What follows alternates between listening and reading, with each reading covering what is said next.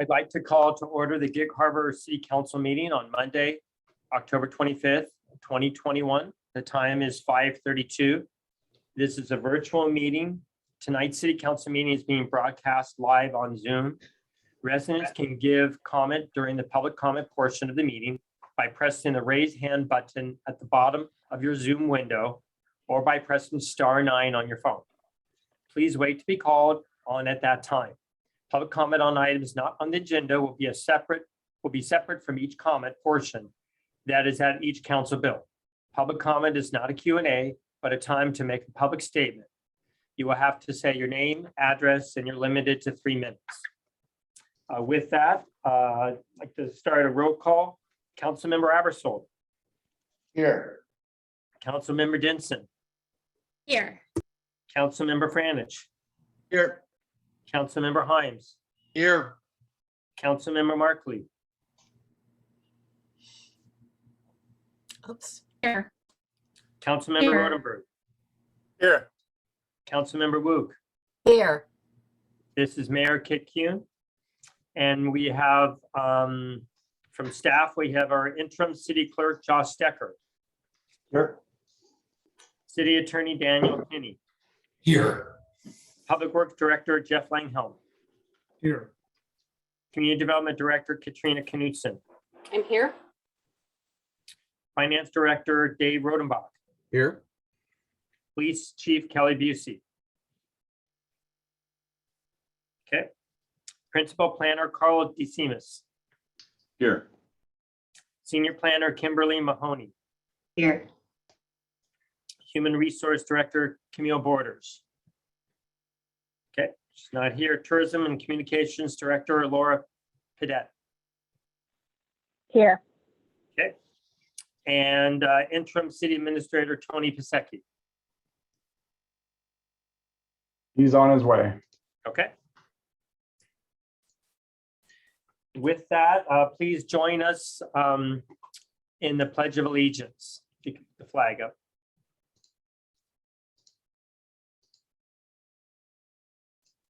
I pledge allegiance to the flag of the United States of America and to the republic for which it stands, one nation, under God, indivisible, with liberty and justice for all.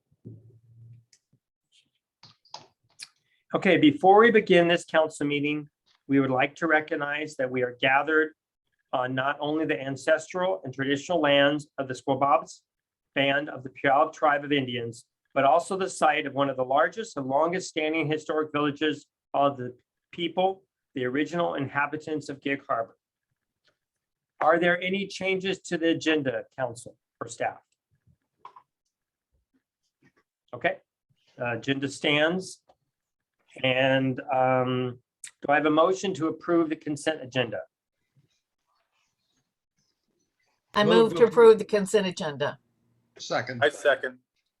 Councilmember Himes second, even though we had 2 more. All those in favor say aye. Aye. Aye. Opposed? Abstain? Motion passes 7-0. The presentation tonight is the completion of our marine railway project from the Gig Harbor Boat Shop.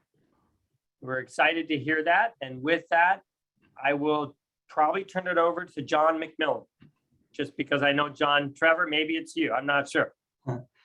I can, thanks, Mayor and council and staff for allowing us to make this presentation.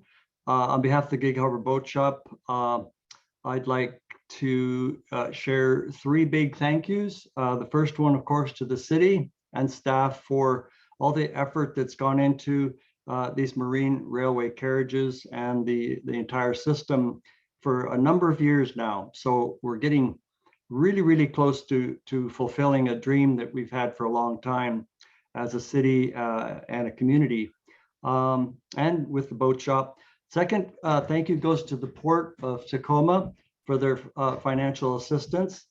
And third, thank you to Gig Harbor Boat Shop volunteers for all their efforts in helping make this happen.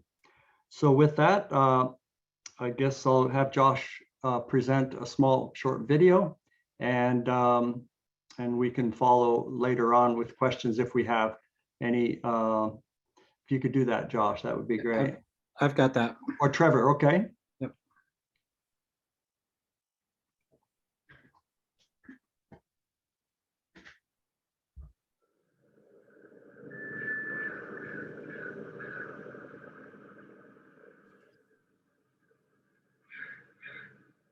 Historically, marine railways used to be the primary way for boatyards to move boats in and out of the water.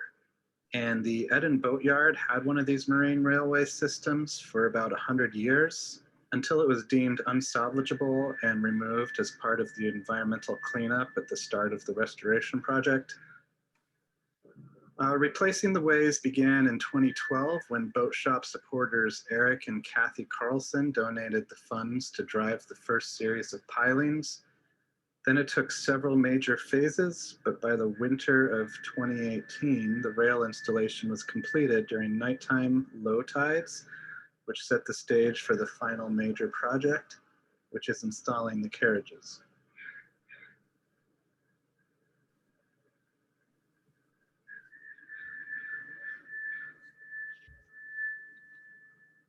Crane came down and we started assembling parts. Volunteers were chosen to put this project together, and it turned out that the volunteers were right on. Worked superbly well together. The city, of course, partnered with us on this and made it happen.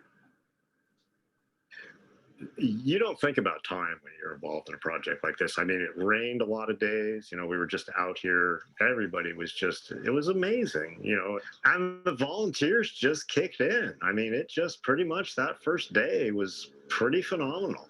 I think it all picked up as we figured out how to communicate about it and how to work well together.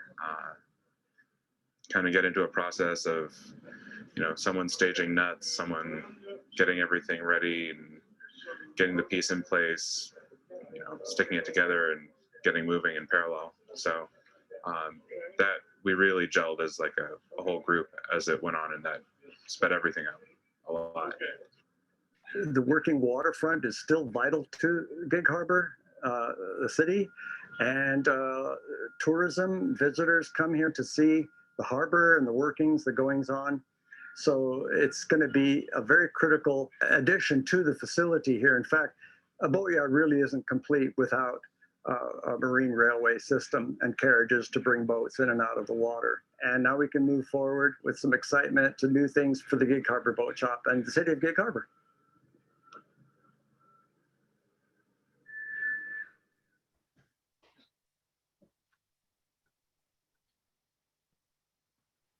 So if you like to have you just digest this information, the boat shop's going to need a little bit of help to complete this, and I hope you can read this.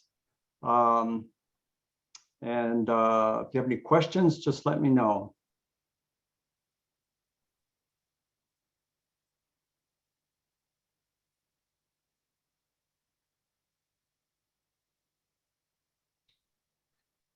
So when you say estimated materials to finish project, is that still needed? Yes, I went through my list, and most of what's still pending is related to safety and containment. Things like a winch bridle to replace the old one and the old winch, and a lot of other things that relate to safety as well and containment both. In addition to that is an outstanding amount owed to Campanoli Crane for a little over $13,000. Okay, so the project overage is the amount that you still need to help pay for the crane and the other items you mentioned. Correct, the 32,000, correct. Would you, when we're done with tonight, could you send this to us, and could you send us a breakdown of what that overage, if we put it, I would be supportive of this in the 2022 budget, but I obviously with every group, I asked them, I need a breakdown of what it would be involved, where this money's going. and Okay. when that money would, when that would complete it. Okay. And the when, there's still several things that have to be done. Of course, finishing the assembly, finishing up and testing the treatment system, finishing up the procedural manual for the Department of Ecology and for boat shop staff, which is a requirement, and also submitting the boatyard permit. So those things will have to be done as well, but I'll be happy to provide all that for you. And can you provide what you just said? Because I think the Yes. last one is before you put a boat up there, you have to have the permit in hand, correct? Correct. So if you can send those items too, just so we have, we're all so close to having this done, knowing what that final time frame, if you got that last bit, would help. Thank you. Yes, I'll do that. Okay, Councilmember Rodenbach.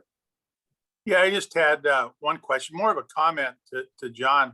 You said that the crane company was owed $13,000. Considering that all this work was done during COVID and the weather that you had to go through, and cranes are so expensive. I've got a lot of experience using cranes in construction as well as helicopters. And I can tell you, $13,000 to a crane company is minimal. I'm surprised they would come out that low of an overage considering the conditions under which that crane was working. So I think it doesn't show a deficit on the boat shop's part. It shows exceptional work by all of you. And 500 hours of volunteer work is amazing to get those kind of volunteers together. So good job to you, John, and all of the volunteers. Thank you. Thank you. I would agree. 500 hours is a lot. Seeing that work of all that steel work. And as we know, you probably didn't have a contingency of 10% like the city usually puts in. So Yeah. So yeah, the overage is just about 10%. So I guess we're close. okay. Councilmember Franich. Yeah, I would just like to thank the volunteers as well.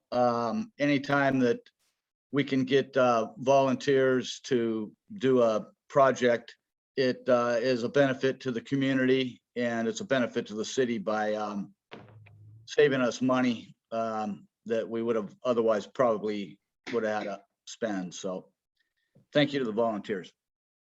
Thank you. Thank you, Councilmember Franich. Councilmember Wook. Thank you. Thanks for this video. It's quite exciting to think this is going to be finished and a good use of this money for our community. You know, several years ago, our community voted to tax themselves to buy this property. And so there is huge support from the citizens of Gig Harbor for the completion of this and for this project. So it's exciting and it's just exciting. Hopefully in the spring, you'll have some sort of open house and then invite everyone down to see. So thanks, John. Thank you. Councilmember Denson. Yes, I will echo those comments. That's wonderful. And then I have a question.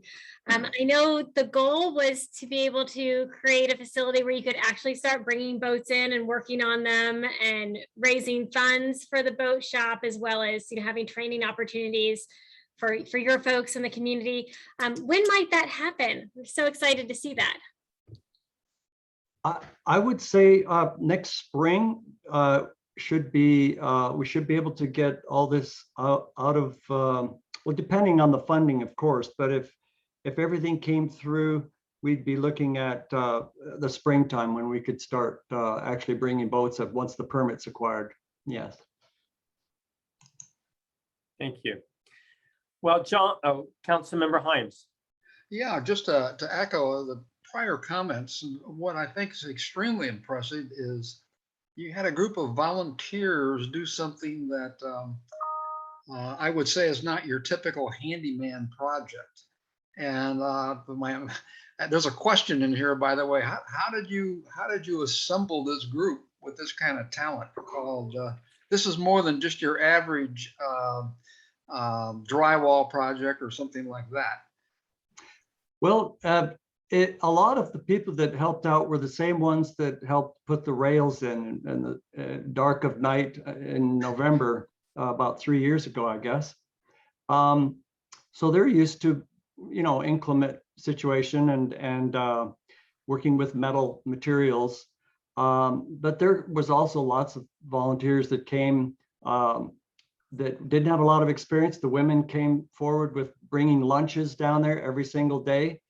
I worked about 10 hours on average every day that we were down there. Part of the crane, by the way, you talked about the crane work. He brought a couple of very, very skilled riggers with him, one of which was extremely important in making sure that safety was held. And there were a lot of situations where they're clambering around on little beams up in the air, and he took that on with no problem and sped the process up tremendously. We had a lot of challenges, but because of those things, it was successful. Thank you. Great job. Thank you.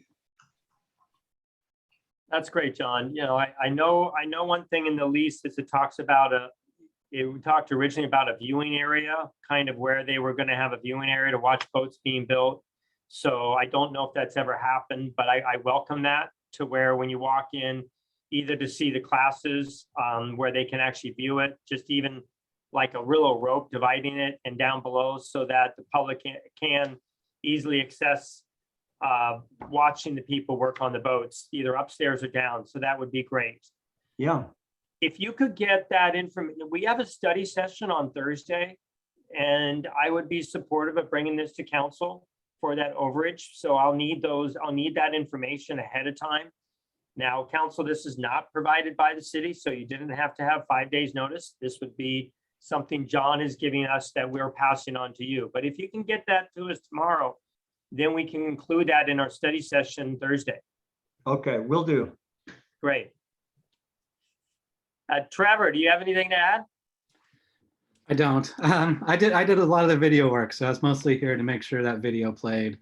I will say though, those volunteers, watching them from behind the camera, they were amazing. It was an amazing effort.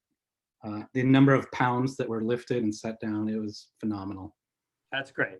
That first shot, I could have just stared at for 20 minutes. That one from way back, Yeah. So it was, and that was great. So it's really exciting. It's a long ways in the happening, and we have been here helping. We just have to take turns, but we're excited for everyone, not just the boat shop. So thank you all very much. Thank you. Thank you. Thank you. Okay, and I'd like to acknowledge that our interim city administrator, Tony Piasecki, is here. Thank you. I was having technical difficulties logging on for some reason, but Josh got me through it. There, sounds good. And I don't believe we still have our chief. Chief is going to not be at tonight's meeting. There's nothing on the agenda for him, but if something pops up, I'll text him and he can jump into the meeting. Okay, sounds great. Under mayor's report, it's very simple. I've asked many council members if they are okay with not having the second council meeting in December. Now that would be on December 27th, if we came in. So, everyone I've talked to is okay with that. So unless there's an emergency, I would like to see a show of hands that's supportive of not having a second council meeting on December 27th.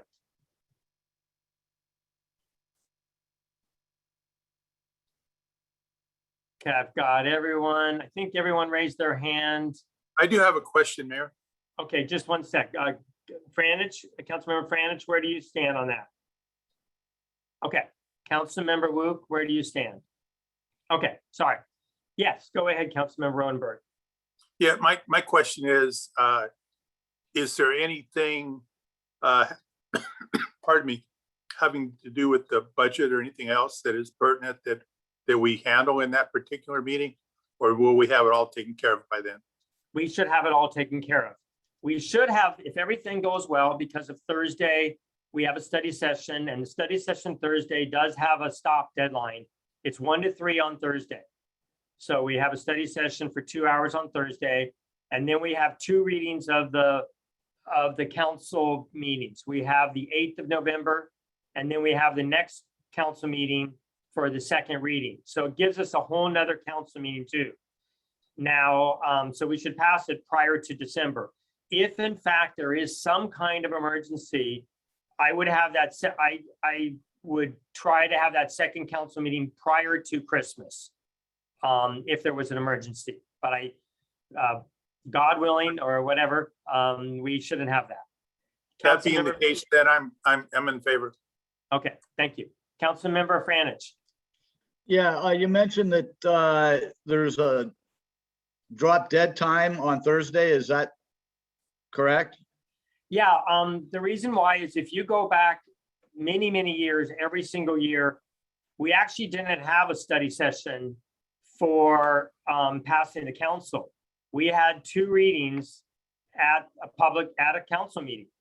The last 3 years, we had what you heard from staff, and then you had council 2 readings at council meetings. So we never had a study session to go over it.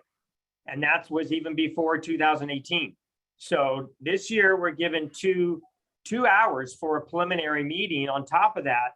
But I guess my point is we could have a whole meeting Thursday and council could horse trade, 2 more times. So I think we don't need to I don't think we need multiple meetings to swap back and forth what we're going to add or not add to the council bill. So I would figure 2 hours this Thursday that we haven't had in 5 to 8 years is adequate at time.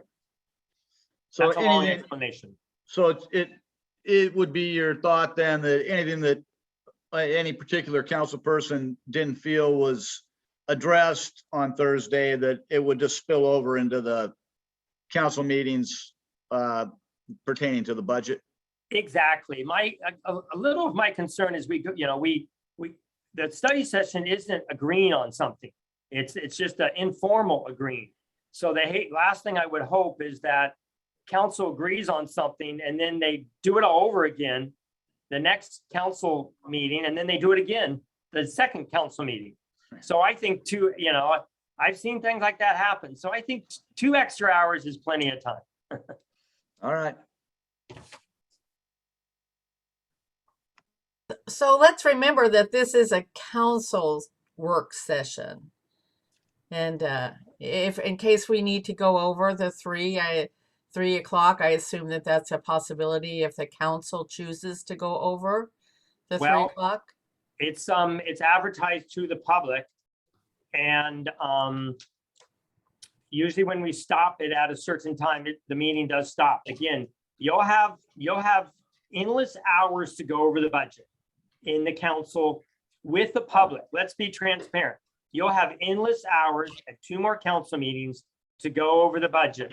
And that will be more for being transparent to do it when the public can actually watch in those 2 sessions, which I think is better in the public's eyes. And in the past, that's when the council went over the budget at the council meetings. So the public can listen to the work sessions. Yeah, a lot of them, as you pointed out, would be listening after the fact because they might be working. So I just want to make sure that this is a council work session. That's all. Thank you. It is. And we've added that on the request of council. But again, it's not something we've done for many, many years. Okay, there's a city administrative report. Thank you, Your Honor. We had told council several weeks ago that the Pierce County Development Review Team had decided that a 20-lot subdivision called Burnham Ridge was not going to be subject to SEPA. They were going to exempt it. And this was, I think, the 3rd subdivision that they have done so in the last year or so. So Katrina and her staff put together a really good argument as to why that wasn't appropriate. We once again talked with our friends at the Department of Ecology. And this time the Pierce County Development Team listened to us, and the new director decided that we were in fact correct. that a subdivision that size in our UGA, or quite frankly, anywhere in their area of responsibility, needed to go through SEPA. So we were informed of that via an email this morning. And then Katrina spoke with the director of that department, who said the Burnham Ridge subdivision will go through SEPA, regardless of what they told us a few weeks ago. So I think that's fantastic news.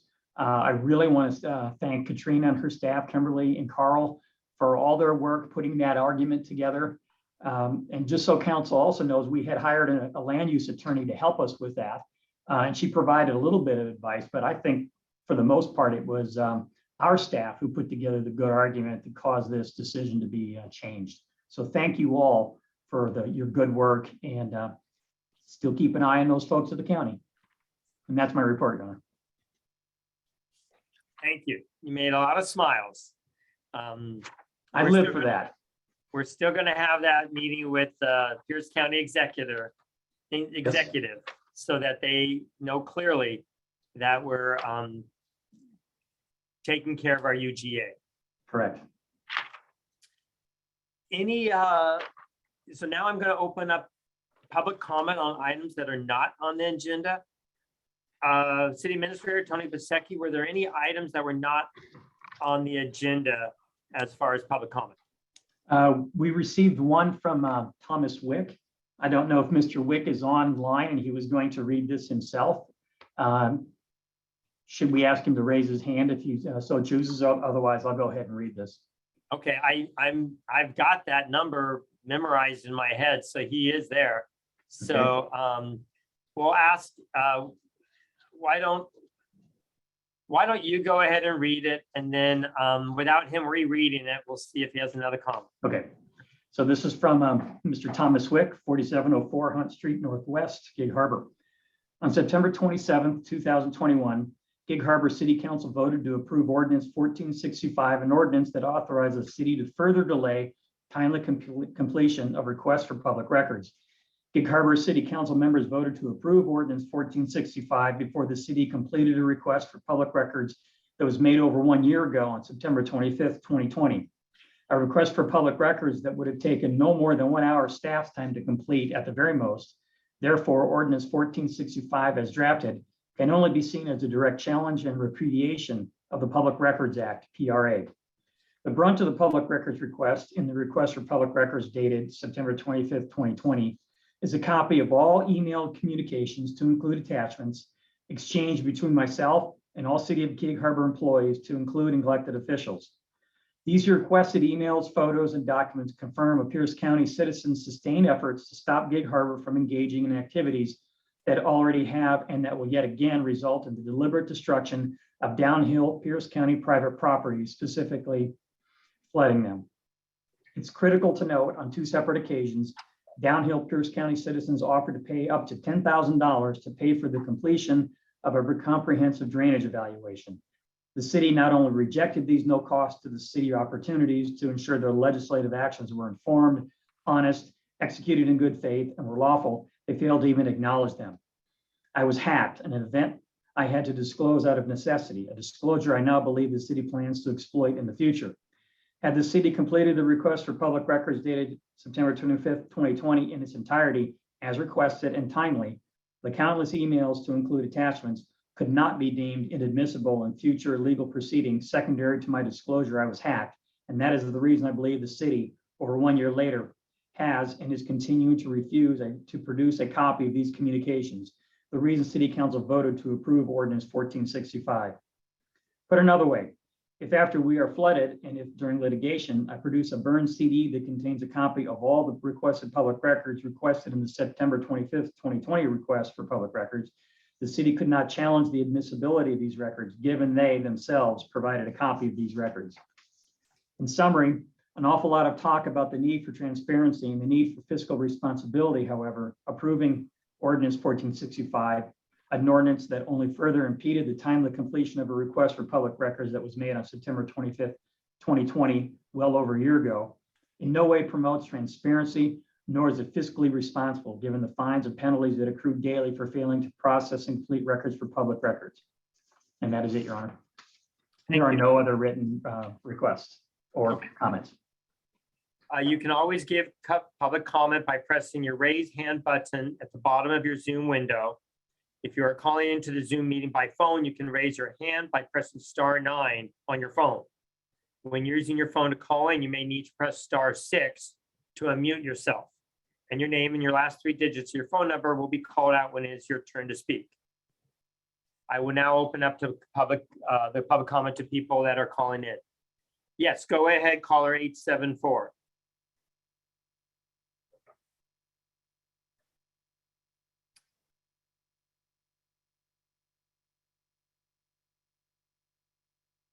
Go ahead, Mr. Wick. You're on mute, Mr. Wick. There you go. Yeah. Okay, sorry about that. So I wanted to thank Mr. Piasecki for reading that public comment verbatim and with clarity. The only thing I would ask is, you know, I did put a closing on there, and it was respectfully submitted and identified myself. And I asked the council to give that public comment some serious consideration. And thank you, Mayor Kuhn and the council again for considering that public comment. Have a good evening. And Mr. Wick, you're correct. It did say respectfully, and I apologize for not having stated that. Thank you, Mr. Wick. Any other callers wish to comment at this time on a non-agenda item? Okay, I will close the public comment on non-agenda items. And our first item tonight of old business is second reading and adoption of Ordinance 1469, repealing GHMC 5.14, bring your own bag. And our report tonight is from our interim city clerk, Josh Decker. Thank you, Mayor, and good evening, Council. This is second reading of Ordinance 1469. The whole function of this ordinance is to repeal the city's bring your own bag ban code. It's been made obsolete and redundant by the state's plastic bag ban, so it's no longer needed and just provides confusion for the businesses that work and operate in city limits. So I think we've gone over most of the areas where this ordinance, our existing ordinance, conflicts with state law, and there's a number of conflicts there. And staff's recommendation is just to adopt the ordinance and repeal the act entirely. And I'm available for any questions if anyone has some.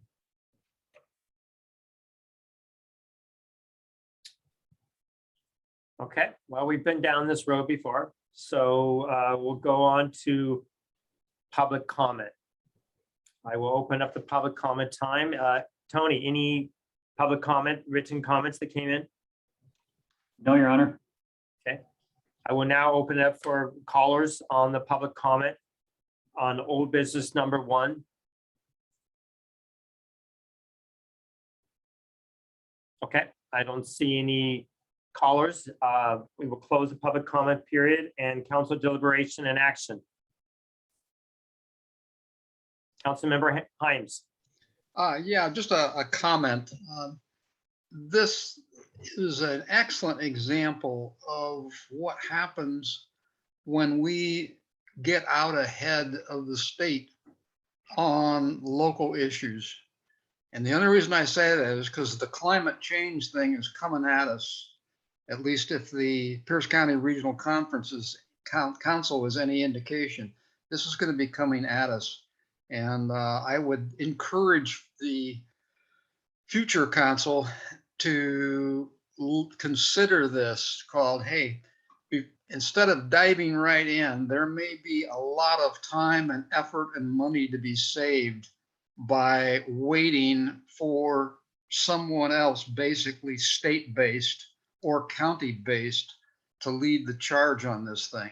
I look at all the time I know that Council Member Wook put into this. I know all the deliberation and work that the council put into this, and we're right back. Basically, we were ahead of Seattle. No, we were with Seattle, I should say, not ahead of them, but we were ahead of the state, that's for sure. And so all that kind of got wiped out in the passage of this state legislation. So I would just warn everybody, call, hey, this is an issue going forward that's going to really challenge local jurisdictions called, how far do we really want to get involved in this, and particularly in a large expenditure of manpower and money to get out ahead on the legislation? Just my comments. Thank you. Councilmember Jensen. Thank you. I think it's always important to, weigh staff time against efforts and maybe movements going on in our community and our state.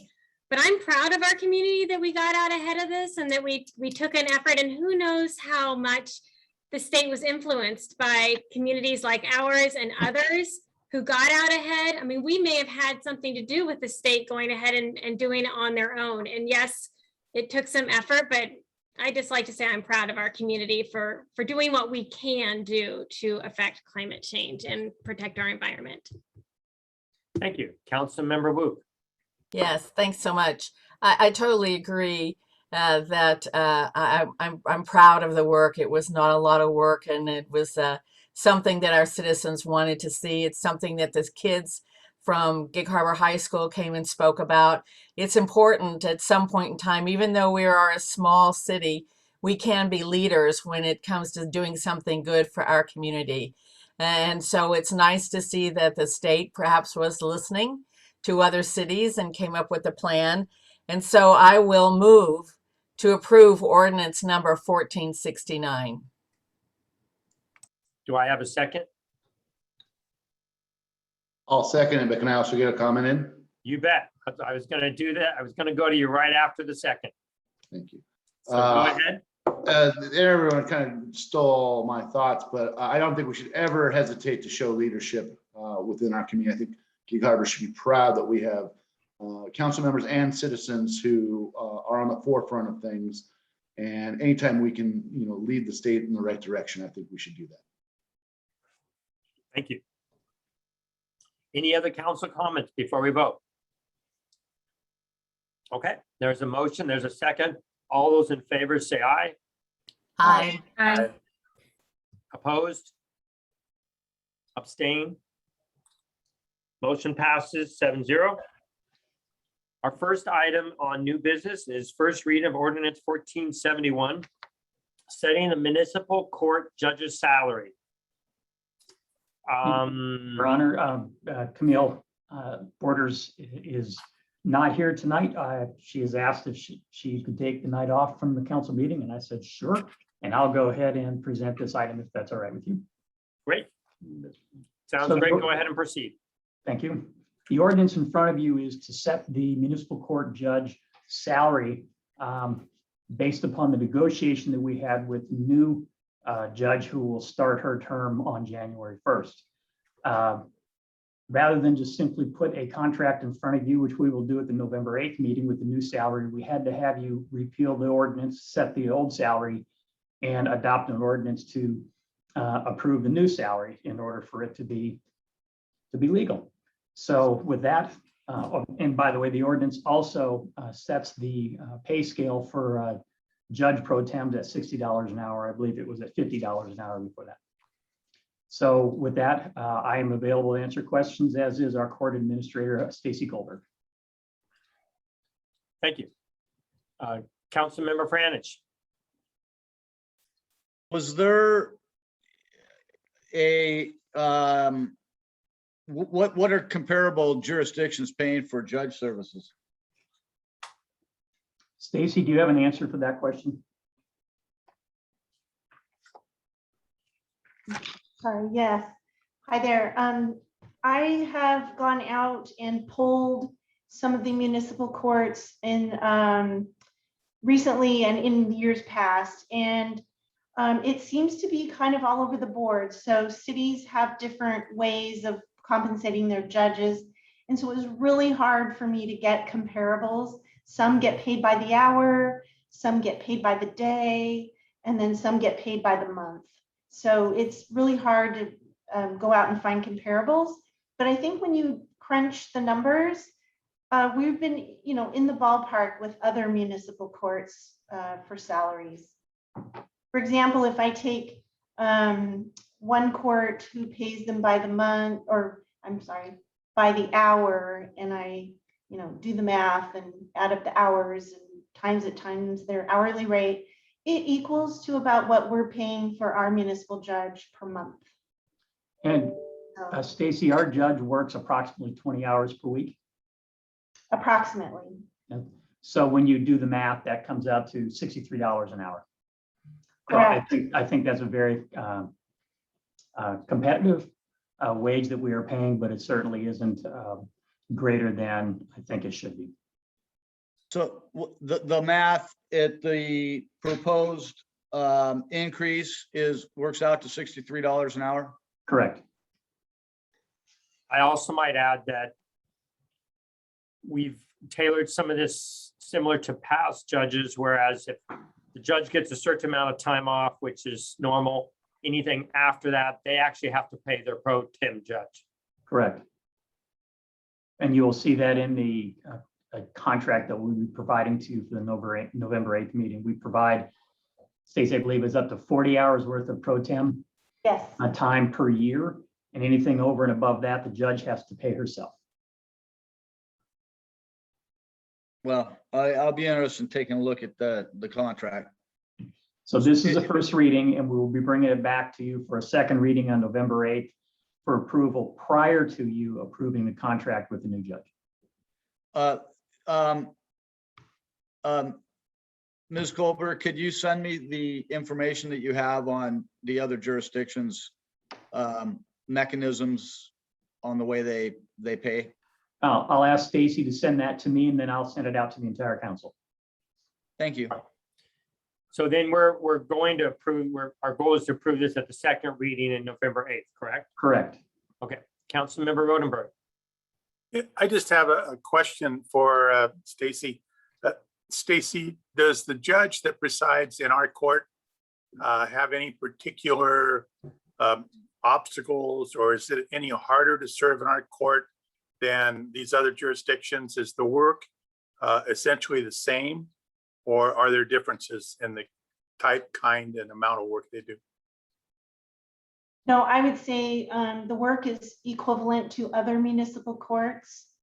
The only real small change that I'm aware of is these weekend probable cause hearings or blood draw search warrants. Some of the other jurisdictions have the convenience of having the upper court, the superior court judges cover that for them, and we do not. So our judge has some work to do that other jurisdictions do not. Yes. Thank you. Any other clarifying questions for Tony or Stacy? Okay, I will open up the public comment. Were there any written public comments on this item? Tony? No, there was not, Your Honor. Okay, I will open it up to callers if they wish to comment on new business number 1, the first reading.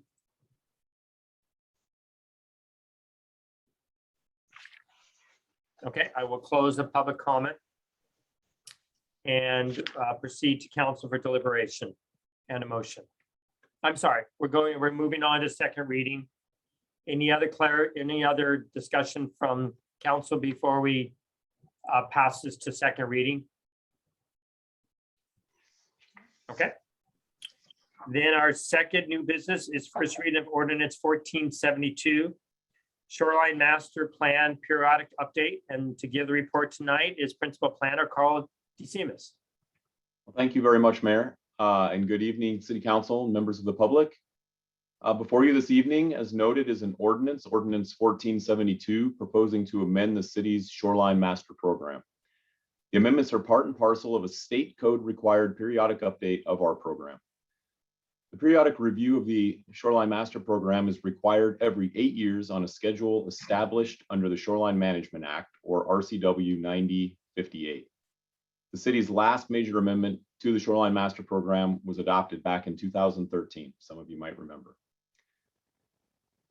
The scope of the periodic review is to assure that the master program complies with applicable law and guidelines in effect at the time of the review, and also to assure consistency of the master program with local government's comp plans and development regulations adopted under Chapter 3670A of the Revised Code of Washington, or the Growth Management Act, if applicable, and other local requirements.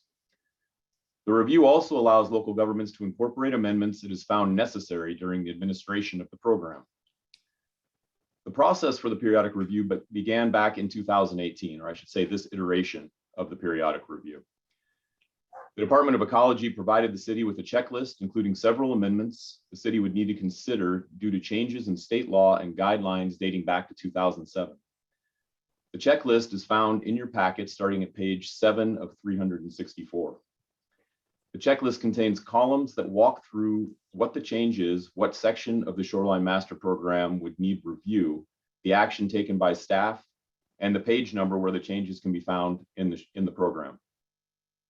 The first several sections of the checklist, that's 2007 through 2017, are those changes necessary to bring our program into consistency with state codes. The last section, that's 2018, contains those changes proposed by the city through findings made during the administration of the program over the last several years. Largely, the changes proposed by staff are cleanup items and some added definitions, but there are a couple of more substantive items as well. For example, the city has proposed several amendments related to bringing the program further into alignment with the FEMA National Flood Insurance Program and a door-to approach to compliance with the Endangered Species Act and the related Puget Sound biological opinion. These amendments are necessary for the city to be recognized as a door-to community, which would make us one of the very few in the state. Using a door-to approach is a programmatic approach to shoreline permitting that is specific to the jurisdiction rather than a model ordinance approach or a case-by-case approach. That would be door 1 or door 3. Ultimately, door 2 would help streamline the shoreline permitting process, and that's really what we're looking for, making it easier for our applicants. The city proposes to include parking lots as a conditionally permitted principal use in the city waterfront shoreline environment designation, upland of Harborview Drive and North Harborview Drive. And the city also proposes to allow cantilevered deck structures waterward of and appurtenant to a permitted upland water-related and water enjoyment use. The deck would be limited in size and use and only allowed within the city waterfront shoreline environment designation. The Planning Commission has reviewed the amendments extensively during numerous study sessions, 10 to be exact, as well as a recent public hearing on September 16th, 2021. Planning Commission has provided a recommendation that is in your packet tonight, and they do recommend that council approve the amended SMP as presented. During the comment period for the hearing, however, the city did receive 2 comments, which are also provided in your packets. The comments did not necessitate bringing the amendments back to Planning Commission, and as such, their recommendation was not changed. The amendments, comments, and the rest of the record were then provided to the Department of Ecology for an initial consistency review. That review has also been provided to you for your consideration. Ecology recommends incorporating 7 additional amendments as a result of their review. These amendments will provide some additional clarity and consistency and address a couple of concerns raised by public comment.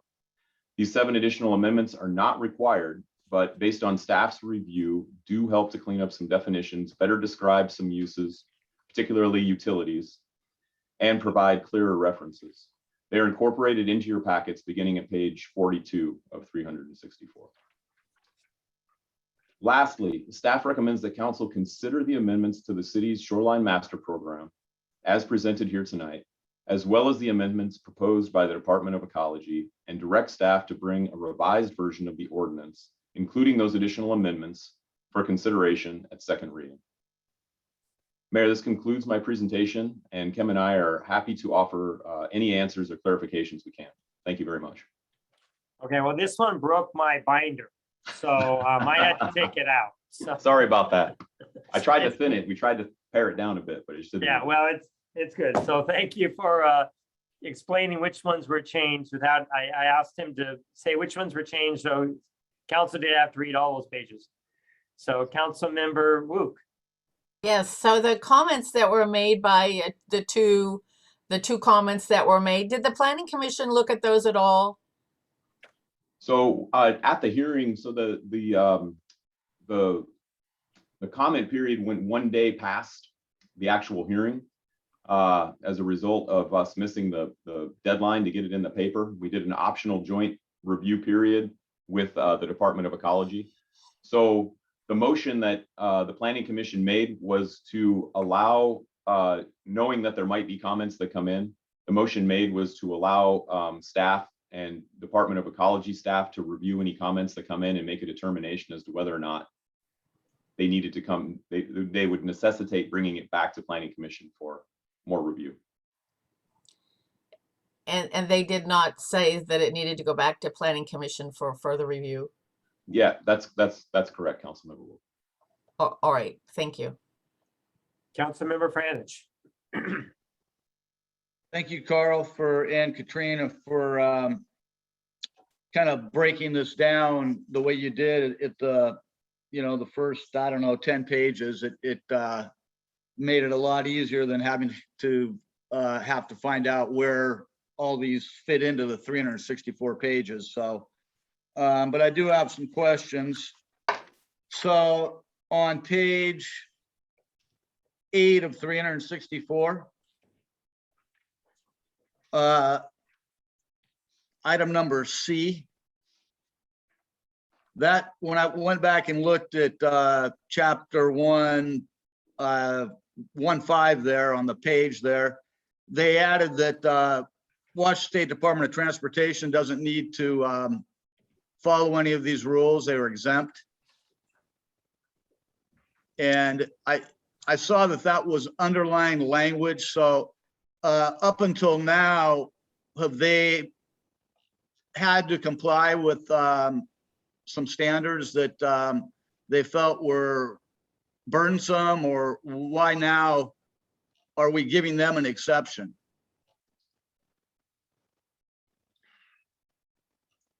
I don't have an answer for that, Councilmember Franich. I apologize. These are changes that were handed down by the Department of Ecology. So all of the sections 2007 through 2017 are either changes to state law or resulting from changes to state law or changes to guidelines at the state.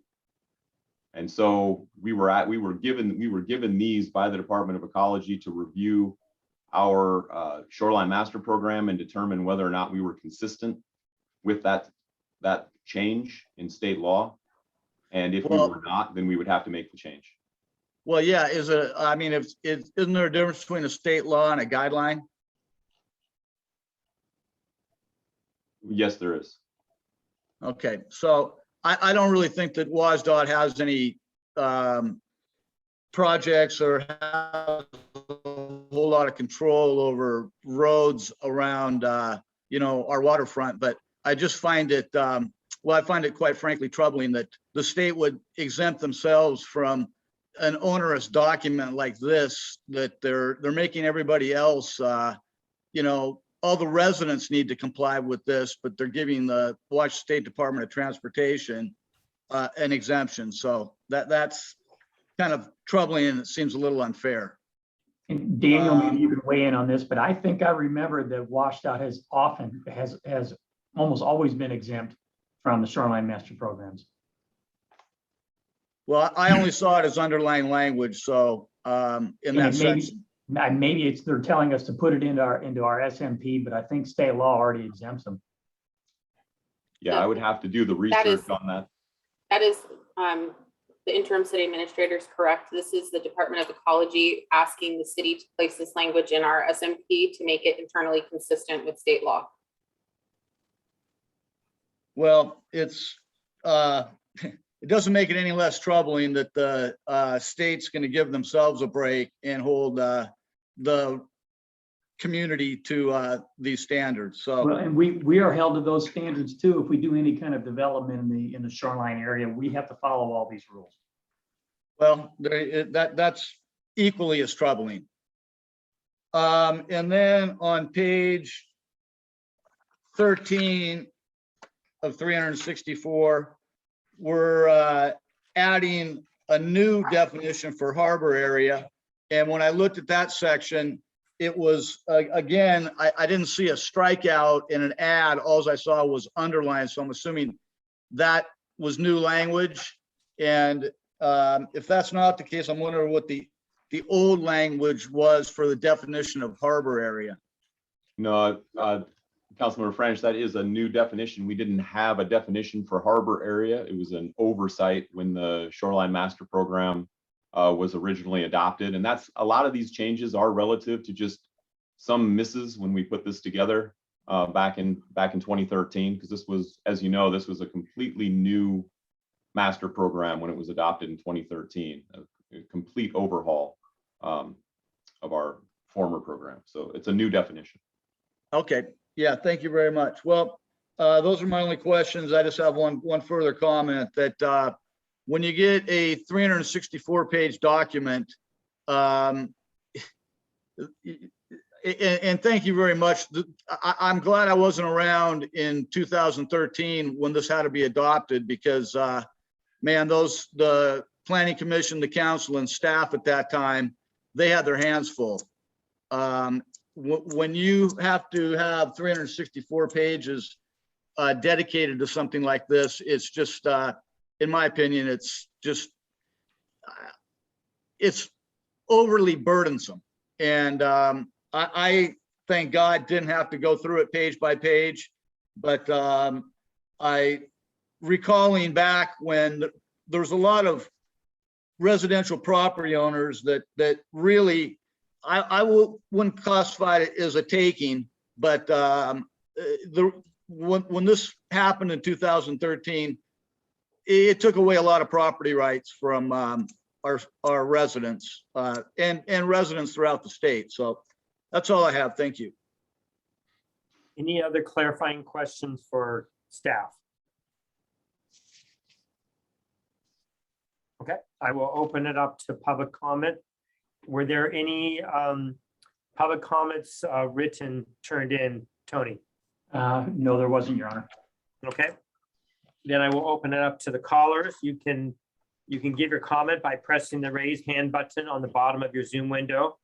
If you are calling in on the Zoom meeting by phone, you can also raise your hand by pressing *9 on your phone. When you're using your phone to call in, you may need to press *6 to unmute yourself. And then your name and the last 3 digits of your phone number will be called out when it's your turn to speak. Please speak within 3 minutes, and please tell us your name and address. And I'm looking for any callers right now. Okay, I will close the public comment. And this is just the first reading. So any other clarifying questions from council? Councilmember Wook. Yeah, do we need to direct the staff to incorporate these amendments and bring back for the second reading? Let me see what the action plan is. Go ahead, Carl. Yes, Councilmember Wook, that was staff's hope. The amendments as proposed, the Shoreline Master Program, the amended Shoreline Master Program that is before you does not incorporate those 7 additional amendments that the Department of Ecology was recommending that we incorporate. And so staff was hoping that council would, after consideration, direct staff to incorporate those amendments into the ordinance to be brought back for second reading. So if you see under the freight page when at the second part of proposed action plan, it says direct staff. Go ahead. Right. So I move to direct staff to incorporate the recommended amendments provided by the Department of Ecology in the initial determination of consistency and bring back for a second reading. I second that. Okay. Any further discussion? All those in favor say aye. Aye. Aye. Aye. Aye. Opposed? Abstain? Okay, motion passes to move 7-0 to move to direct staff to second reading. And then you'll be able to make those, since you've already done that, you'll be able to make those changes for the next council meeting on the 8th. Is that correct? Absolutely, Mayor. Yeah, thank you very much, Council. Thank you. Mayor, if I may, the council members, if you have additional questions about the 300+ pages that you have, please feel free to reach out to Carl or Kim to ask the technical questions so we can make sure that you have all the information you need. And for some reason, if Kim and Carl don't stay with us through the evening, I'd like to thank you both for your hard work on this, and thank you very much. Thank you very much, Mayor. Thank you. Okay, our third item tonight, new business, is first read of Ordinance 1470, revising GHMC 2.21 related to Design Review Board. And to give that report is the interim city clerk, Josh Stecker. Thank you, Mayor. Yeah, this is an ordinance that came about from our Board and Commission Candidate Review Committee. They've been looking into the Design Review Board and the structure of that board, and there's a couple of concerns they had. So back in, excuse me, August or September, they asked council if they would task that committee with reviewing the roster and making their recommendations. This ordinance that's before you for first reading is a summary of the changes they wanted to make. These include restricting the number of licensed architects that can be on the Design Review Board to 1. Previously, that was unlimited, and we would often have several at a time on the board. The second recommendation of the committee is to allow for the appointment of up to 2 citizens with interest and knowledge of urban design, which was previously limited to 1. These would be citizens that don't have professional or education in the field of urban design, but are generally interested in and willing to comment on it. And then the third change is that they are recommending that we change the residency requirement to the greater Gig Harbor area. And I'll point out right now, if you look at the ordinance and how that's defined, that's kind of a little bit of a hazy area to define in code language. So we took our best stab at it and defined it as going north to the Pierce County line and essentially living either on this side of the Purdy Bridge and this side of the Tacoma Narrows Bridge. So that's in the revised code language that's in Ordinance 1470. And that pretty much sums up the changes that are in there. I'm happy to take any questions, or I'm sure the committee members can weigh in too. Yes, Councilmember Rodenbach.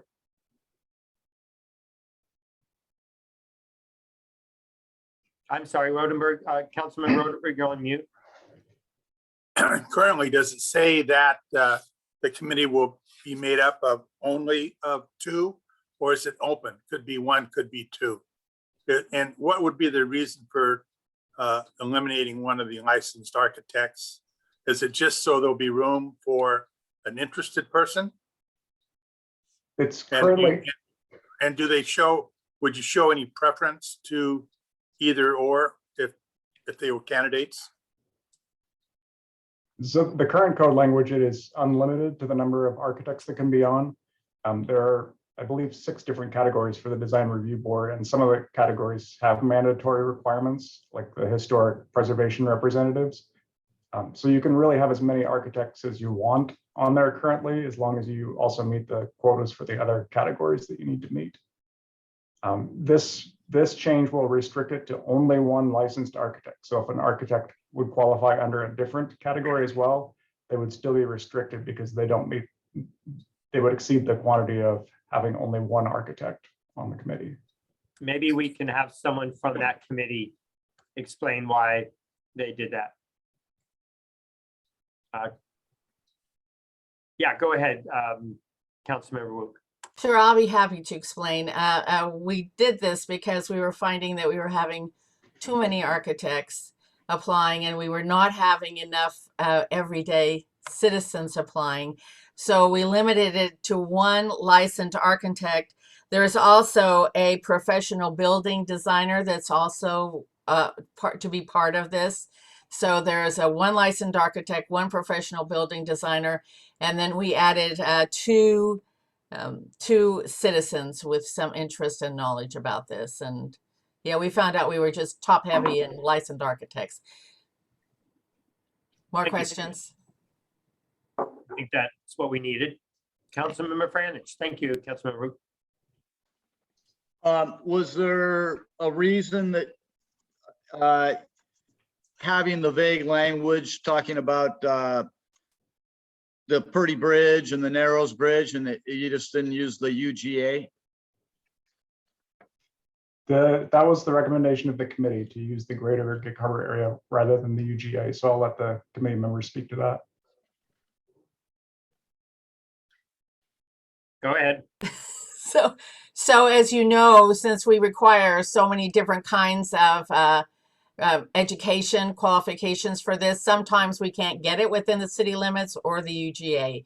So we expanded it a little bit further. This is one of those committees where it's really can be a difficult to get volunteers for. So we didn't want to limit ourselves with those folks that were qualified.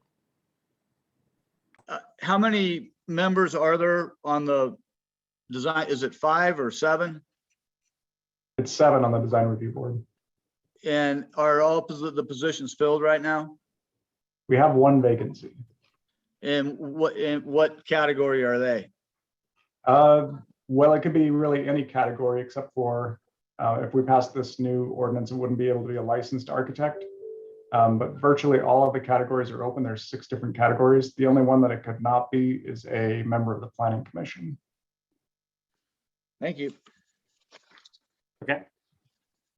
Okay, now I will open it up for public comment. Any written comments turned in, Tony? Nothing in writing, Your Honor. Okay, I will open up to callers. Anyone wish to comment on new business item 3, design review board ordinances? Please raise your hand.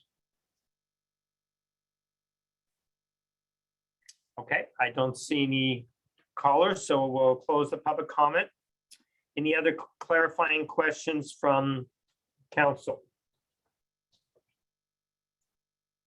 Councilmember Rodenbach. Oh, you're on mute again. This is deliberation. Yes, So it is. I'm against restricting anybody from being on this. I think if you have a pool of applicants, then it should be the very best person qualified to be on it.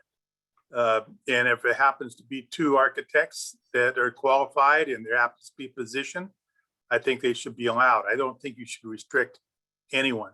I think it's up to the committee to choose who they are. So that gives them the leeway that you're looking for. So my vote is to, I will vote no on this when it comes time. Okay, so with that, so Josh, if there were a fair amount of council that agreed with Councilmember Rodenbach, I would hate to advertise this prior to this being second reading, because that might limit the person. So do we have an opening right now that's posted for the design review board? It's currently not posted. It's been open for about 6 months, I think. We had, I believe, only 1 applicant that we interviewed who was a licensed architect that the committee chose not to appoint. Okay. So with that, I'd like to hear a little more from council, but let's just make sure that we don't have, if we get people that want to apply, let's make sure that they do not, well, I'd really rather not have this, I'd rather put this back out after the second reading of November 8th.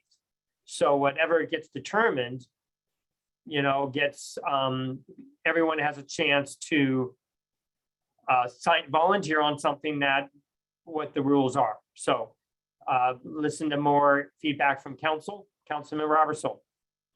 Yeah, I got to figure out how to ask this question without directing it towards the council member, but I guess my concern would be, people trying to utilize our boards as who don't live within our city as opportunities to, enhance their resume or their reputation. They could, someone who's looking to get a job in architecture or something says, well, I've got 4 years of experience on the Gig Harbor City Council's design review board. I'm not a citizen there, but they trust my opinions, and I'm so great about that. So I think that's one issue.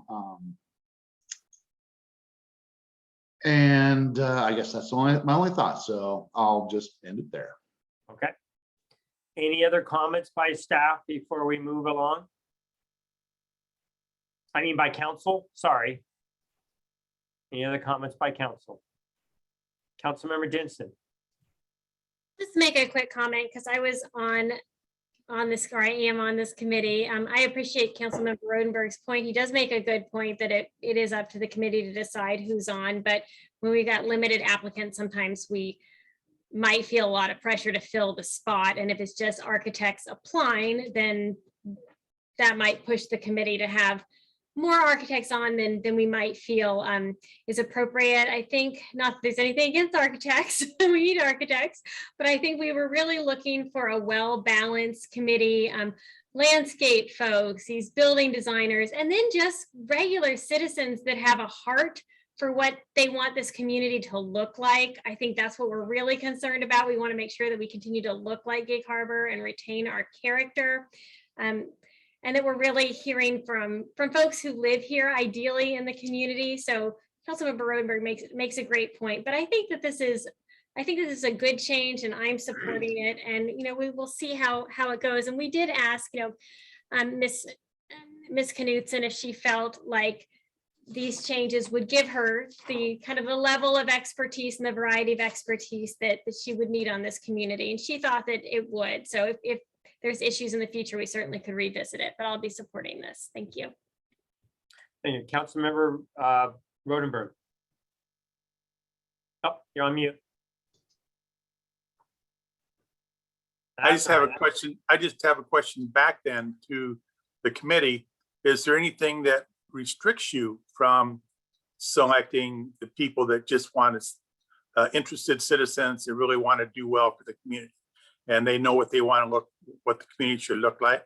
Is there anything currently that restricts you from doing that? Then I would say just take the pool. Use your best judgment.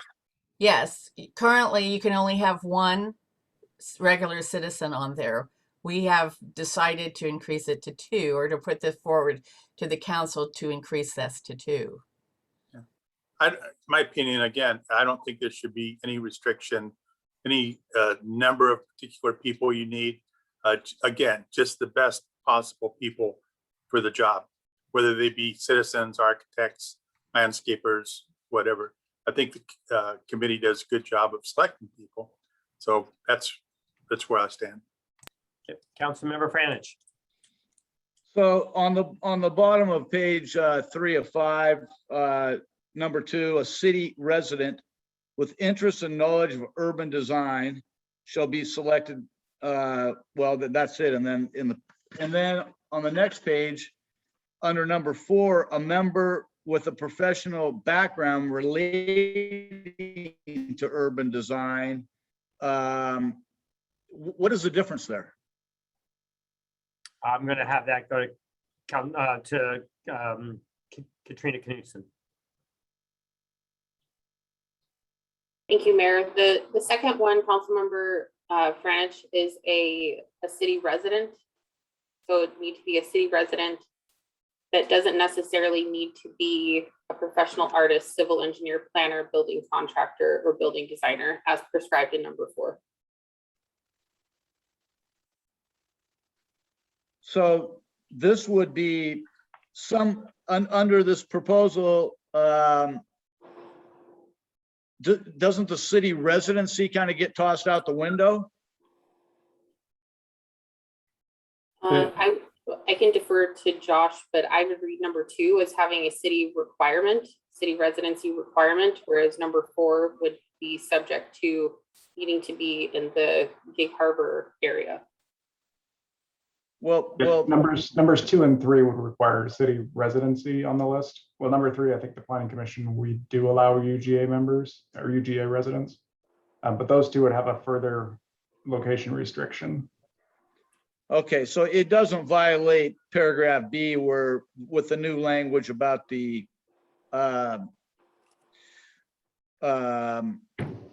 east of the Purdy Bridge, that the language in 2 and 4 would supersede that language in paragraph B. Yes, it's a more restrict standard within number 2, and number 3, and therefore it would hold the weight. Okay, very good. Thank you for that clarification.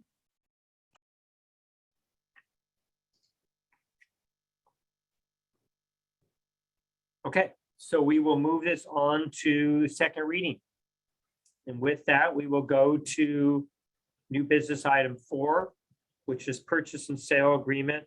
The report is from our Public Works Director, Jeff Langhelm. Where is he? There he is. Thank you, Mayor. Yes.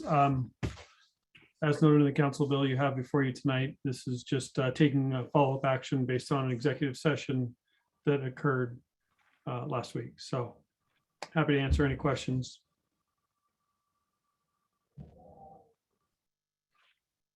Okay, there's no clarifying questions. Were there any public comment on this? We were going to open up the public comment right now. Tony Piasecki, was there any written comments on this? No, Your Honor. Okay, now I'm going to turn to our callers to see if anyone wishes to raise their hand. You can press star. Where's my other sheet? You can press star 9 or star 6, whichever, depending on if it's a phone or a computer. Okay, I don't see any callers, so I will close the public comment. And I gotta find my other sheet of paper.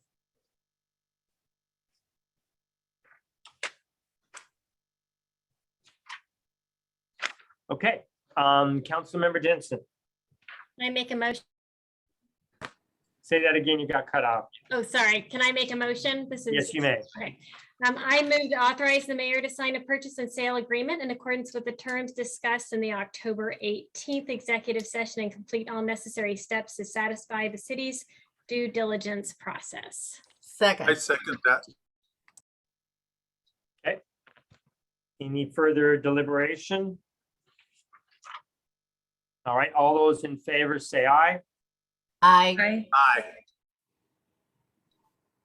And I'm sorry, keep saying aye if you haven't said aye. aye, but I'm sorry. Weren't we talking about design review board? No, we passed that. We jumped ahead of that already? Yeah, because that we're just moving that to second reading. That Okay, just yeah. goes to the next reading. And now we're on, okay, purchase, okay, aye. Okay, Councilmember Franich. Okay, you're on mute, but I hear the aye. Okay. Any opposed? Any abstain? Okay, motion passes 7-0. Number 5, first reading of ordinance 1473, amending the 2021 budget. Our report tonight is Interim City Administrator Tony Piasecki. And I'm trying to find this one in my, I know, I had Okay. too many And pages I to don't have go it. over. but I do know what it is. This is a ordinance to amend the 2021 budget to allocate $500,000 to the fish food bank from ARPA funds. And we have the finance director here to answer any other questions you may have, but that's our report, and we'll answer any questions you may have. Okay, that's great. Any clarifying questions? Okay, I will open up the public comment period right now. Tony, was there any written statements? No, Your Honor. Okay. And just 1 second, I'm trying to get all my things in order. Okay. Any callers? There is a caller. Yes, go ahead. You have 3 minutes. Say your name and address. Go ahead, Pamela. Thank you, Your Honor. Good evening. I'm Pam Leisure here on behalf of Gig Harbor Peninsula Fish Food Bank and Community Services. And I wanted to be here tonight to say thank you so much. I personally, and I know I speak on behalf of all at Fish, are overwhelmed with gratitude for your consideration of this really astounding gift to our project. Thank you for your years of support to the City Council. And the fact that this gift in particular is going to allow us to continue our service of neighbor helping neighbor in need for decades to come. It's thrilling, it's exciting. Your participation in this project is extremely gratifying and moving. So thank you so very, very much. Thank you, Pamela. And thank you for providing that information at the last meeting, prior to the last meeting. Any other callers? Okay, I will close the public comment portion and we will go to council deliberation and action.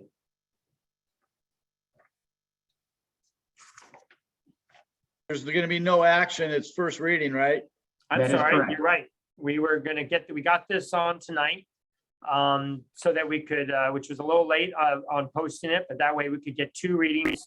So this will move to second reading unless there's any more comments from staff, from council tonight. Did you have another comment? Councilmember Yeah. French? Go ahead. Thank you. Yeah, I think it's, I appreciate the council supporting this. I think the Fish Food Bank is a great organization. I think it serves a lot of people in our community. And, you know, I'm particularly pleased that we're using the ARPA money, and this will, well, it's kind of, I guess, trading apples for apples, but the $200,000 that was appropriated out of the general fund will go back into the general fund, and this was a project that fit into the guidelines that you could use ARPA money on. So I think it's a good use of the federal money. Thank you. Thank you. Councilmember Wu. Yes, thank you. Gig Harbor is full of quiet heroes. I think that Fish calls them neighbors helping neighbors. But what we know for sure is that all the volunteers and Fish and the community members support this organization by their donations of food and financial supports. So this is a well-loved organization run by quiet heroes of neighbors helping neighbors. I look forward to bringing this back on the next council meeting and supporting it. Thanks, everybody. Great. And I believe all council members feel the same way, and that's why it's on this agenda. And with that, we will move, it's moving forward to the second reading. So with that, we'll move forward to the staff report, which is our third quarter budget update from our interim city administrator, Tony Piasecki, and the finance director, David Rodenbach. Thank you, Your Honor. We have provided this to council in your packet, and Dave and I stand ready to answer any questions you may have.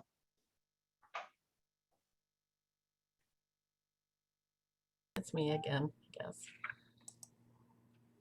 Councilmember Wu. So, golly, it's me again. Anyway, I just want to thank everybody, the staff, for putting this together, because when we were doing the budget, it was really easy for me to look through these quarterly budget reports and find out which items were going to be continued into the 2022 budget.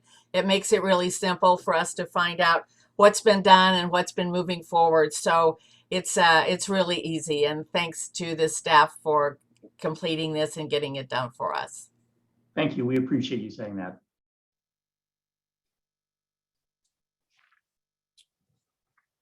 Councilmember Markley. Yes, thank you. I was going to say what Jenny said. So just echoing her comments, I'm so appreciative of our staff for putting this together for us. Just a big thank you. This is really helpful.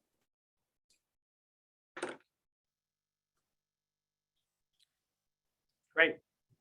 Thank you very much. Thank you, staff and Tony and Dave for doing such a good job, as council has said. Our second staff report is the ADA self-evaluation transition plan from our Public Works Director, Jeff Langhelm. Thank you, Mayor. Good evening, council. I'm going to start by just going back to 2014. That's when the city started to complete the inventory of our ADA ramps. in the city of Gig Harbor to see which ones were ADA compliant, and which ones were not. I'm going to open my screen here and show what our part of our inventory looks like as of today. Hopefully you can see my screen now. Should be our GIS map. The city, this is the Bernhardtson Randall Drive area, north end of the bay. This layer that I'm showing has either blue dots with wheelchairs in it or black dots. The blue dots actually show ADA ramps that are compliant that we've already looked at. And we've looked at all of our ramps. So I'm going to bring up, hopefully you can see a curb ramp evaluation form now. Did that pop up on screen? Okay. So this curb ramp evaluation form, this one's again, Bernhardtson Street mid-block crossing from January of 2015. It's a DOT standard form, lots of things to check. I'm not going to stay on these, but the key is at the very bottom after you go through this entire form is this curb ramp fully compliant within state and federal standards? This one says yes. You can see what it looks like in the picture. So that's complete. So now I'm going to go just down the street. We're going to look at the entrance to Crescent Creek Park. And we're going to look at, is this curb ramp form or this curb ramp evaluation form in 2014. We'll scroll through this, all the data that staff collected down to the very bottom, the picture of it. And is this curb ramp fully compliant? No. And so we've done this for every one of our curb ramps throughout the city. I think Trent told me there's 430 or 440 curb ramps throughout the city. So we've gone through and evaluated all of those since 2014. And there's a number of reasons why this one is not compliant. One of them just sticks out to me is there's no truncated dome.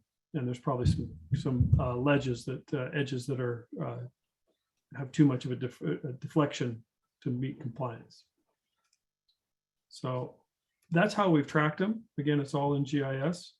I'm going to pause my sharing or stop my sharing from now. And then I want to tell you where we're going now with this.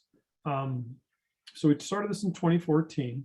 Since the 2015-2016 biennial budget, staff has been trying to complete the next steps in the ADA compliance task by adopting a city-wide ADA evaluation transition plan. This plan is part of a federal mandate that we now have a deadline, which is the end of this year, to complete. We need to submit the report. And then from this point forward, every year, we're going to have to submit annual reports to Washington State Department of Transportation, WSDOT. So in order to complete this task, the city contracted with Transportation Solutions Incorporated in August of this year to support staff in completing the plan. Where we are now is that we're moving forward with a comprehensive assessment of the right-of-way and identifying how the city is going to complete the improvements that we need to complete and put it into a schedule of how we're going to do that. There's more enhancements that will need to be made to this plan in the future. It needs to go outside of just the right-of-way ADA compliance. There's going to be citywide. And so those are next steps in the process. But right now, the federal mandate just says that we need to do an evaluation within the right-of-way. So that's where we're going right now. The question is always asked, what if we don't meet this requirement? And in this case, if we don't meet the requirement, we would lose or risk losing any state federal funding that we have or will receive in the future. So that's a big carrot to wave in front of us. So far, since bringing the consultant on board in August, we have completed a self-evaluation that was completed in September. We've launched a news flash on the city's website that started October 15th, talking about this ADA transition plan. And then we're going to take that news flash page and transition it into its own freestanding web page in the near future. Right now, we are currently encouraging the public to take an online survey to identify potential ADA barriers throughout the city. That online survey is 8 questions in total. It only takes just a few minutes. It's for each location. If someone from the public wants to report a concern that they have that they may think is not ADA compliant throughout the city. And we're also reaching out to ADA advocacy groups and senior living facilities. We're taking all of this and we're going to be looking at in the future, near future, about bringing all this information together. We're going to be presenting it to the Public Works Committee at their November 9th meeting. And then we're going to come back to council later this year, probably late November or early December, to make final presentation to council with anticipated adoption in December of a plan. I'd be happy to explain any more, but that's just a quick synopsis of it. There's also been a report in your department updates that also gives some timelines, and this is just a little bit more information on it. So yeah, if there are any questions, happy to answer those. Yes, Councilmember Rodenbach. Oh, you're on mute. Director Langhelm, I have a question. The examples you showed us showed sidewalks with ADA compliant and one not compliant. How does this pertain to city right of ways where there are no sidewalks at all on either side of the street, which is obviously not ADA compliant? That may come in the future, needing to address that issue. But right now, the question is of the facilities we do have, sidewalks, ramps, and everything else, are the ones that are installed, are they compliant? And if they are compliant, okay. Thank you. Yep. Councilmember Hines. Yeah, has there been any indication as to an endpoint where you have to have some percentage done or completed, and ultimately leading to 100%, I'm sure? Yes, we'll have to make sure that we complete all of these improvements as we proceed. And you don't get to say, well, you're 80% complete and that's good enough. We need to make 100% completion. We are proceeding with improving some of these ADA ramps that need to be brought into compliance by completing ADA improvements when we complete our annual pavement maintenance, for example. I think we have 42 ramps that will be brought into compliance when we complete our annual pavement maintenance that's proposed as part of the 2022 budget, preliminary budget. So we'll keep chipping away at them. And when we get to 100% compliance, that's when we're done. But there's no top-down mandate relative to when you have to be done. There isn't yet. The federal government and the state could come in and say you're doing it too slowly, and therefore we're going to tell you how fast you're going to do it. And they will take every resource the city has and implement that to get it completed. And you'll probably hear more about this at the Public Works Committee meeting on November 9th. But the city of Lakewood is under that Department of Justice mandate to get those completed. So we're trying to be proactive and not have to be put under an order and do this ourselves. Good. Thank you. Councilmember Franich. Is there any talk of any backfilling from the state or federal government to pay for this? There's no direct talk, but we could always apply for grants that would provide us support. If, for example, if we were to complete or be successful in our federal grant request that we submitted earlier this year and complete all of Burnham Drive Phase 1, that would take many of those or all of those ADA obstacles that are not and facilities that are not compliant along the Burnham Drive Phase 1 project limits and make them ADA compliant. So we would be getting grant money through that, but there's nothing directly that would only focus on ADA curb compliance, right, that we're working on right now. Yeah, well, maybe that's something we should be making our legislators aware of through our Intergovernmental Affairs Committee. And I think we'll have a very lively discussion about this in November.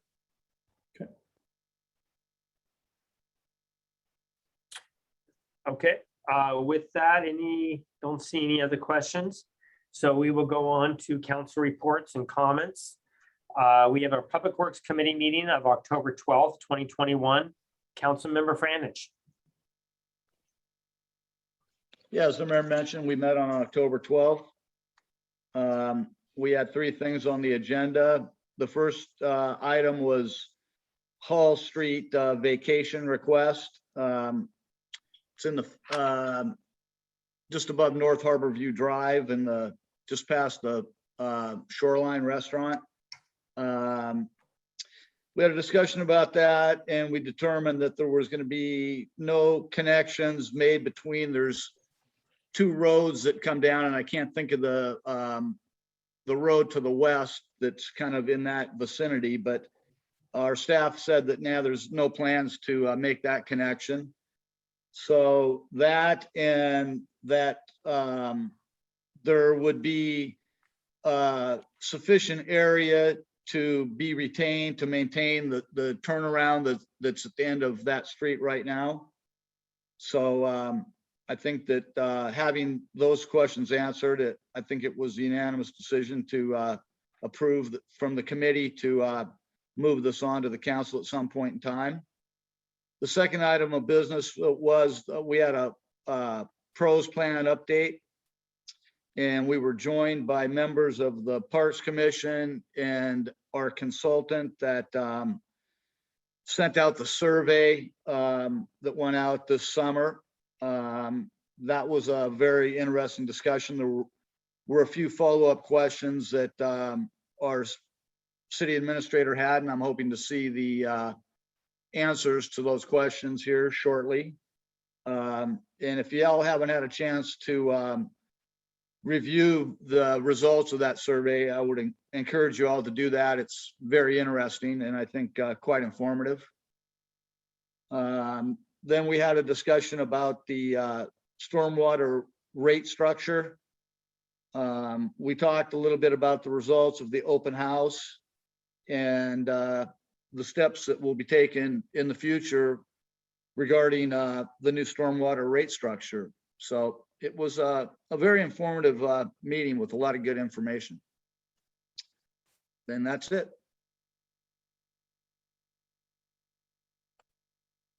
You're on mute, Mayor. Thank you. We had our Finance and Safety Committee special meeting October 25th today. To give that report is Councilmember Rodenbach. Yes, we had a very informative meeting today. All council on the committee were present. That's Council Member Wook and Council Member Eversole. We had two items on the agenda. The first item was retail theft deterrent ordinance. The chief presented a PowerPoint presentation with video that showed the terrible issue we have in Gig Harbor of shoplifting. The majority of crime in Gig Harbor is shoplifting. And he had some, he showed one video that actually took place in the new Ultra store.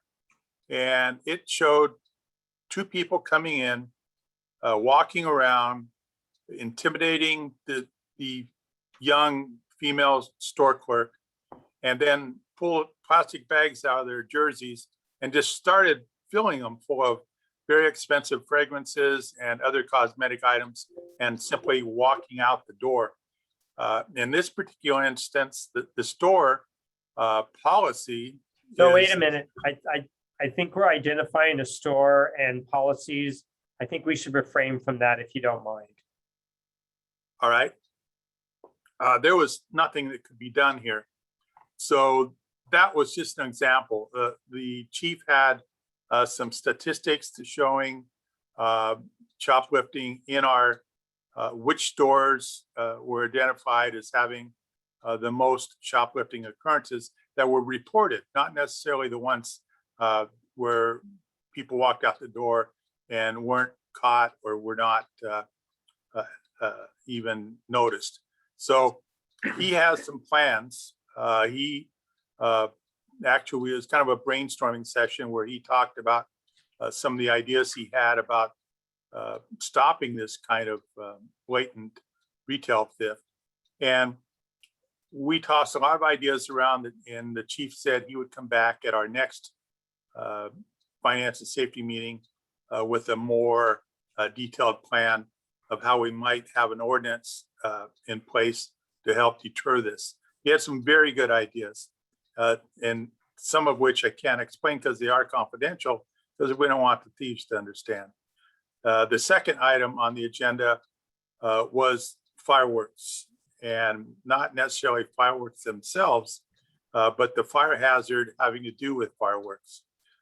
There was a Pierce County ordinance that actually, as the Pierce County, let's see, it's actually, they measure fuel moisture content in all of Pierce County in certain areas of the entire county. And this new ordinance in Pierce County allows the fire marshal, not the council, to stop the celebration of fireworks on the 4th of July. So the point here was a lot of conversation about Pierce County being so large, Gig Harbor being so small. We don't have the same conditions that Pierce County does in different areas. So we finally decided that we would probably bring something to council with the idea that we don't know how we're going to test, but we're going to possibly do our own testing to determine this moisture content, and a possibility of not allowing fireworks on a particular time right up into a few days before. The problem I saw right away was some of these people that sell fireworks get the permits 30 days, 90 days in advance. They spend the money on the inventory, they sell their fireworks, and then 3 days before they want to shoot them off, somebody in Gig Harbor, the fire marshal will tell them they can't. So it's a complicated issue. There was pros and cons on each side. So we are going to further discuss this. Councilman Member Wook, would you have anything to add to that? I think you did a good job. You know, this is just about what happens. Pierce County has said their fire marshal has the ability to ban fireworks if the conditions are ripe for a fire. And so the conversation is, do we want to give our city fire marshal the same authority if conditions are ripe in Gig Harbor for a fire on July 4th? And so I think going forward, we're trying to figure out what those conditions would be for Gig Harbor. So yeah, you did a great job. Councilmember Abersol, have you anything to add to that report? No. Okay. Then that concludes my report, Mayor. Thank you. I know this is council reports, just two quick things. I'd like to acknowledge Daniel. It's nice to see you again. We missed you the last meeting, so you're a part of us, so thank you. And we are trying to get a tree at JBLM. I know Councilmember Denson would. So Wednesday, I can't go now. We have other meetings, but Wednesday, JBLM has identified a tree. I'm asking him, is it one tree or can we have an option of more than one? And so we'll see. I asked to send a picture to us because an option of one isn't a lot. But anyway, our public works crew will be going down Wednesday to look at that. So I just want council to know we're trying to get a tree through JBL, and we have backup ideas if that doesn't work. So, Councilmember Franich. Yeah, I just question for Councilmember Rodenbach. I understand what you said about, with the public, but I'm kind of interested in hearing a little bit more about that discussion. But so I'm assuming that meeting was recorded. Yes. So the ideas that you were speaking of, those are on the recording, or did it stop? Or yeah, the chief brought up that possibility of somebody listening to that recording. So he was he acknowledged that that could happen. If you're talking about the theft deterrent. Yeah, I'm just wondering if I needed to contact you or another member of the committee, or if the recording got stopped and when you were discussing some of these sensitive issues, or if it just kept going. No, unfortunately, we didn't have that option. Okay. You have to keep recording for the whole meeting unless there's an issue that is subject to the executive session privilege, and there was none. So it's all there if you want to listen to it. Okay, thank you. Thank you. Councilmember Hines. Yes, for the past several months, I've mentioned from the Pierce County Regional Council on the planning policies going forward and the debate that's taken place on the word should versus shall. And this is particularly in the areas of activities associated with future goals that are not well defined. In fact, climate change is one of them. Anyway, the subcommittee went forth and came back with a brilliant recommendation. And the recommendation was to eliminate both words, should and shall. So there's no debate on activity.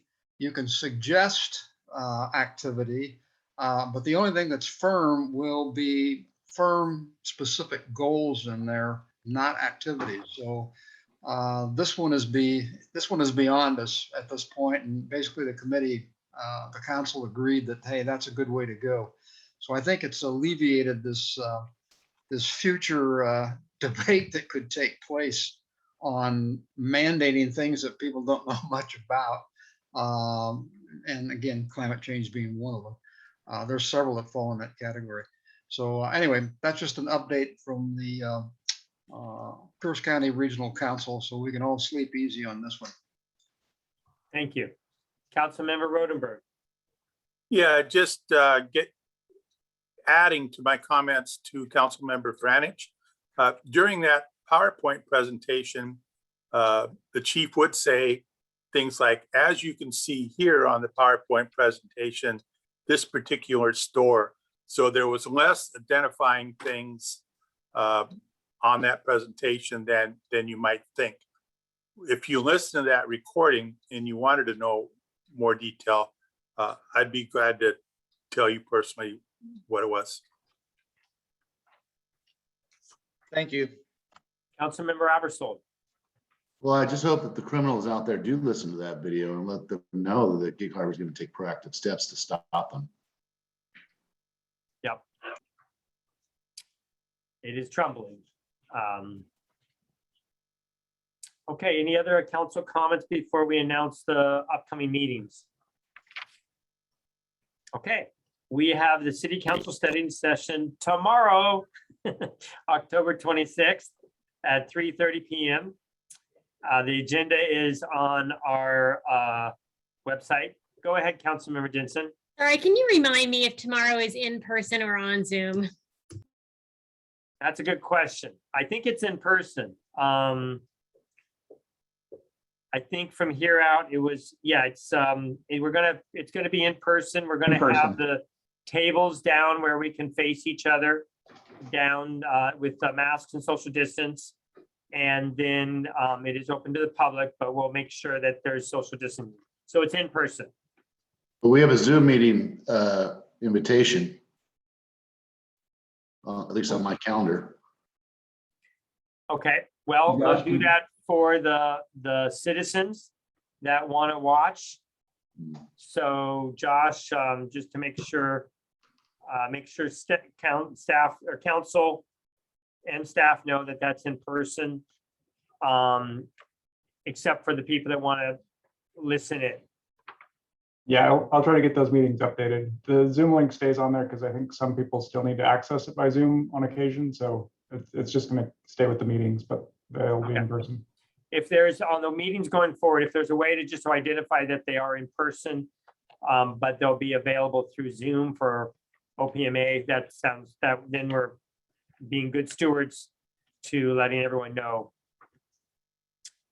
Good question though, Councilmember Jensen. Councilmember Markley.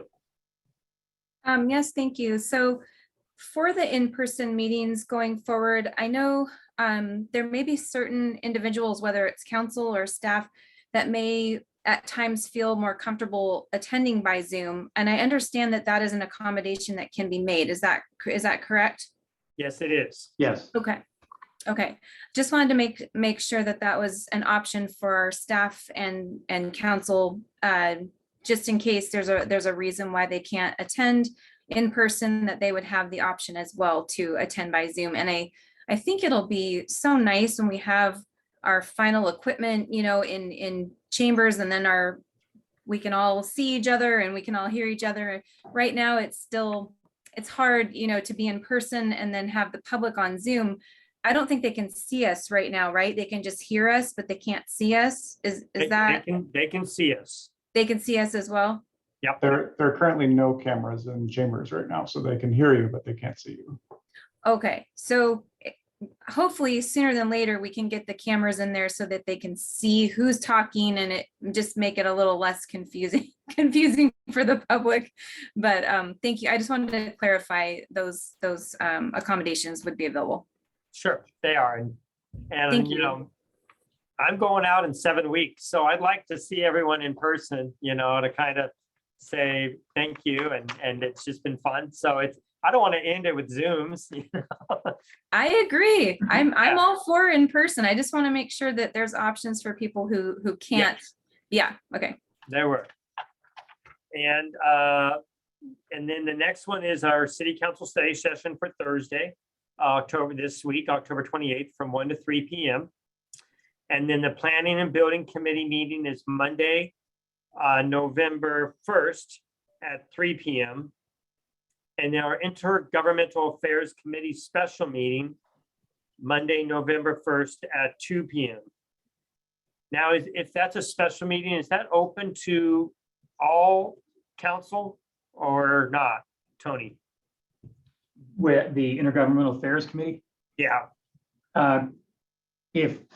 Well, correct me if I'm wrong, Josh, but council members can sit in and listen, but only the 3 members of the committee are able to interact and take part in the meeting. Is that correct?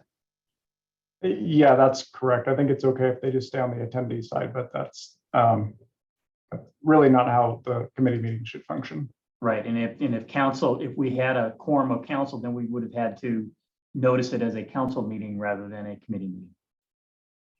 Would it be good before the end of the year, since we also have elections, to be able to have our lobbyists be able to see all council? We are going to be presenting the intergovernmental agenda to council, and I can't remember exactly what date. That's scheduled for November 8th. Okay, thank you. Good. And since that'll be in person, we can ask our lobbyists to be there. I don't, Dale will not be able to be, but Josh and Annika can be. Okay, I think that's important for our lobbyists and all council. Councilmember Franich. Hey, Josh, I'm assuming that I see it's classified as a special meeting. Is there on the city's website, is there if I went to that link and looked up that committee, would I see what's on the agenda? That agenda will get posted on Wednesday. Okay, thank you. And then we have our board and commission candidate review committee meeting on Monday, November 8th at 3 p.m.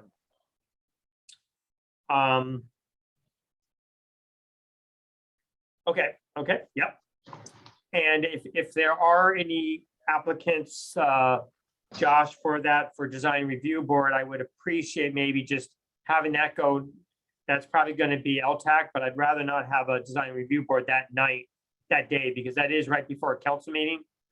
And I'd like to make sure the council solidifies that new business item before that meeting is already, picking people. So we are not currently accepting applications for the design review board. Okay, great. All right. Well, with that, if there's no further comment, do I have a motion to adjourn?